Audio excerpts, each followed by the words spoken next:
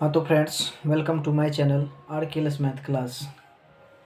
तो फ्रेंड्स, आज जो हम बताने जा रहे हैं आपको, देख सकते हैं ये आपका NCERT क्लास 10th का बुक है। इसमें मैथ का आज हम प्रश्नावली 1.1 का जो वास्तविक संख्या है उसका आज हम सभी प्रश्न आपको बताने वाले हैं। ये जो प्रश्न है आपका, ये प्रत्येक वर्ष एग्ज़ाम में पूछा जाता है। ये बहुत ही इम्पोर्टेंट प्रश्न है। तो आगामी 2025 में भी जो एग्ज़ाम होगा उसके लिए, उस एग्ज़ाम की दृष्टि से ये प्रश्न बहुत महत्वपूर्ण होगा। देखिए, ये जो प्रश्न है, वैसे तो बहुत सारे टीचर बहुत सारे तरीक़ा से बताते हैं, बट इस प्रश्न को आज मैं जो बताऊंगा उस तरीक़ा से अगर आप सीख लेते हैं तो ये आप यकीन मानिए कि आप ज़िंदगी भर इस क्वेश्चन को भूल नहीं पाएंगे। मैं इतना शॉर्टकट तरीका बताने जा रहा हूँ, और इस चैप्टर से, इस एक्सरसाइज से आज आपको लगभग 5 से 6 नंबर कंप्लीट होने वाला है। तो आप वीडियो को स्किप नहीं कीजिएगा और शुरू से अंत तक देखिएगा, आपको 5 से 6 नंबर कंप्लीट होने वाला है। तो चलिए शुरू करते हैं। बट शुरू करने से पहले आपसे एक छोटा सा रिक्वेस्ट करेंगे, अगर चैनल पर पहली बार आए हैं तो वीडियो को लाइक कर दीजिए, चैनल को सब्सक्राइब कर दीजिए और अपने दोस्तों के पास ज़्यादा से ज़्यादा शेयर कर दीजिए, ताकि जो बच्चे 2025 में एग्ज़ाम देने वाले हैं वो भी अच्छे तरीके से तैयारी कर सके। क्योंकि इस चैनल पर मैं सभी सब्जेक्ट का क्रम वाइज पढ़ाता हूँ, तो इसलिए ज़्यादा से ज़्यादा इस वीडियो को आप ज़रूर शेयर कर दीजिएगा। तो चलिए बिना देर किए हुए शुरू करते हैं। आप देख सकते हैं यहाँ से आपका पहला प्रश्न है, निम्नलिखित संख्याओं का HCF ज्ञात करने के लिए यूक्लिड विभाजन एल्गोरिथम का प्रयोग कीजिए। ये बहुत इंपॉर्टेंट प्रश्न है, प्रत्येक वर्ष एग्जाम में पूछा जाता है। 135 और 225 का पहला यहाँ पर कहा है निकालने के लिए। तो यहाँ से हम बनाएंगे पहला क्वेश्चन का पहला,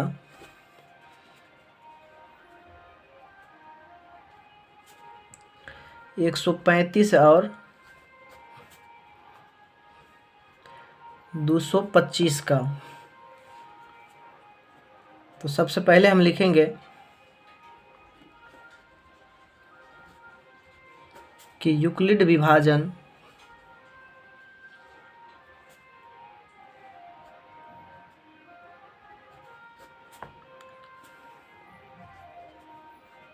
एल्गोरिथम के प्रयोग से, यूक्लिड विभाजन एल्गोरिथम के प्रयोग से। अब ये यूक्लिड विभाजन एल्गोरिथम क्या होता है, तो A बराबर BQ प्लस R, जहाँ हम कह सकते हैं, जहाँ A क्या है, भाज्य है, यानी कि भाज्य बराबर भाजक गुने भागफल प्लस शेष। ये जो फार्मूला हम लोग पढ़े हैं, बस यही है। तो बस इसी का हम यूज करेंगे। तो इस सवाल को बनाने के लिए हम क्या करेंगे, सबसे पहले जो है भाग विधि से इसका हम HCF ज्ञात कर लेंगे। तो 135 का और 225 का, तो होगा 135 एकंग 135। तो 5 में से 5 जाएगा तो होगा 0, 12 में से 3 जाएगा तो होगा 9, और ये कैंसिल हो जाएगा। फिर 90 से देंगे 135 में, तो 90 से 135 में देंगे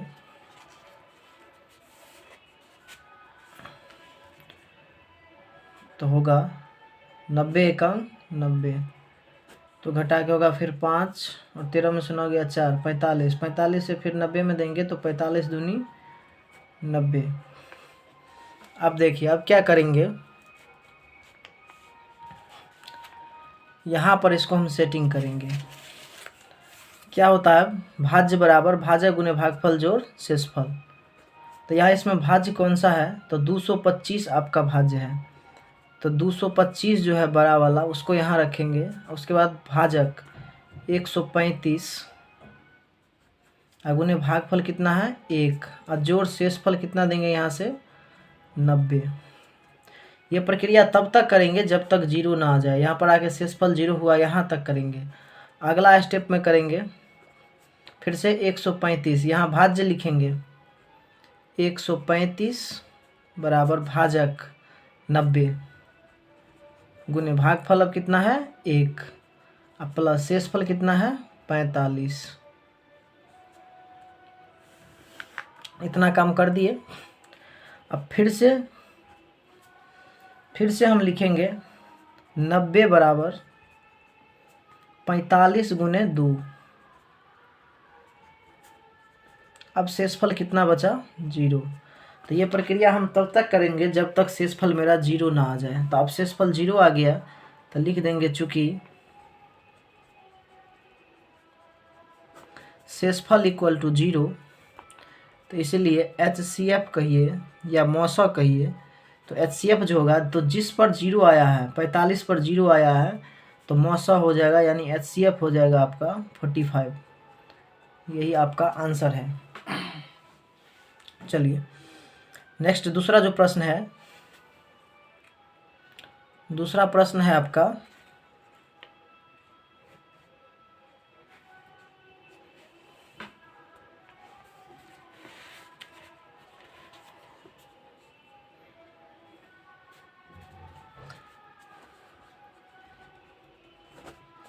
196 और 38,220। तो फिर से हम क्या करेंगे, फिर वही काम करेंगे। 196 से 38,220 में साइड में जाकर के हम भाग विधि से मौसा कर लेंगे। तो 196 से कितना बार में लगेगा, एक बार में। तो 12 में से 6 जाएगा तो 6 होगा, और ये 17 में से 9 जाएगा तो 8 होगा, 2 में से गया तो 186 होगा। फिर से यहाँ पर हम 2 उतारेंगे तो लगेगा 9 बार में। तो 196 नमा हो जाएगा आपका 1764। तो 12 में से 4 गया तो 8, 15 में से 6 गया तो 9, ये कैंसिल हो गया, 98 हुआ। एक 0 उतारेंगे तो 980। अभी लगेगा 5 बार में, 5 बार में हो जाएगा 980। अब ये फाइनल पूरा कट गया। तो फिर से हम लिखेंगे वही बात यहाँ पर कि यूक्लिड प्रमेयिका से, यूक्लिड विभाजन लिखिए या यूक्लिड प्रमेयिका लिखिए, बात बराबर है। तब लिखेंगे यूक्लिड प्रमेयिका से फिर से a बराबर BQ प्लस R। तब फिर से हम a बराबर कितना रखेंगे, ये 38,220 रखेंगे। तो भाज्य बराबर भाजक, तो 196 अगुने भागफल कितना हुआ 195 अजोड़ शेषफल कितना आ गया इस पर 0। तो लिख देंगे चूँकि शेषफल इक्वल टू 0, तो शेषफल इक्वल टू 0, तो कितना पर 0 आया था 196 पर आया। तो इसीलिए लिख देंगे कि HCF बराबर 196। यही आपका आंसर है।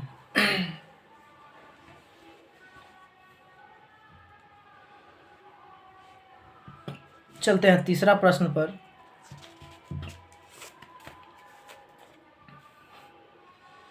तो चलते हैं आपका तीसरा प्रश्न पर। तीसरा प्रश्न है 867 और 255 का।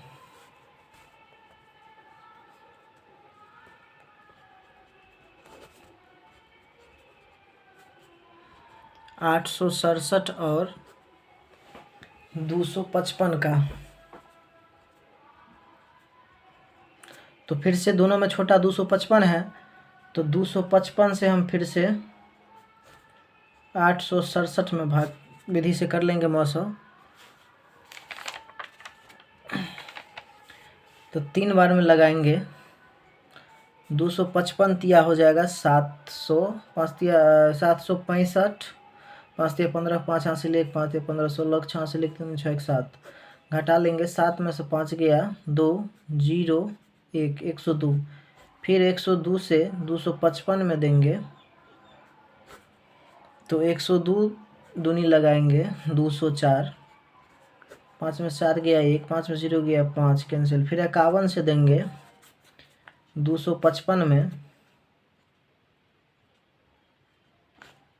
तो कितने बार में होगा?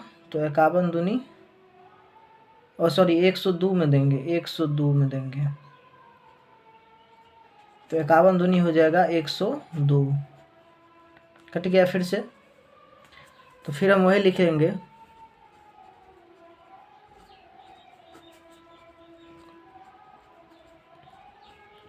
कि यूक्लिड विभाजन प्रमेयिका से, यूक्लिड विभाजन प्रमेयिका से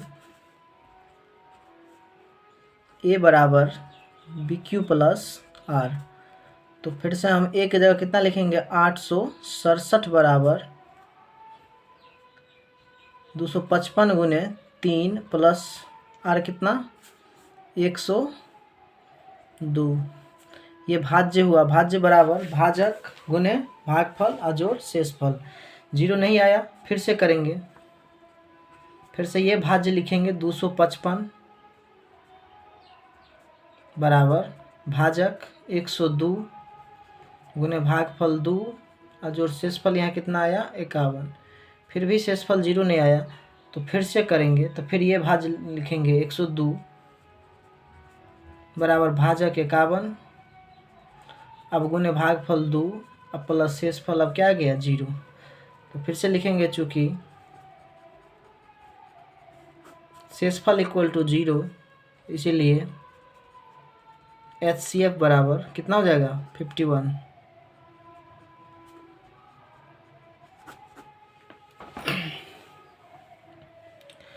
नेक्स्ट प्रश्न देखते हैं। 2 नंबर कहता है कि दिखाइए कि कोई धनात्मक विषम पूर्णांक 6Q + 1, 6Q + 3 या 6Q + 5 के रूप का होता है जहाँ Q कोई पूर्णांक है। तो देखिए ऐसे प्रश्न को कैसे सॉल्व करेंगे। फिर से हम लिखेंगे